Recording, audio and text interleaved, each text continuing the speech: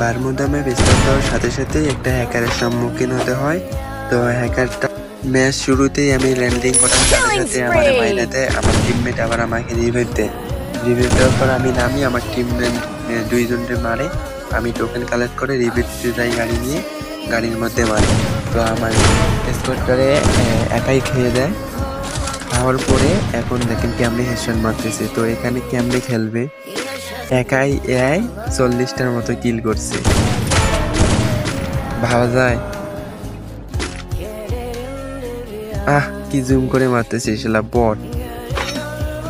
2022-21 সালে এরকম চলতো যে সবাই হ্যাক ইউজ করতো, বিশেষ করে এফএফ টুলস একটা, মানে তখনকার যারা খেলতো অধিকাংশ মানে ম্যাক্সিমামরাই হ্যাক ইউজ করতো। এখন তো ওইটা কাজ করে না আগের মতো। আইডি ব্যান হয়। তারপরে এই হ্যাকগুলো তখনকার সময় খুব চলতো, এখন দেখেন কি অবস্থা।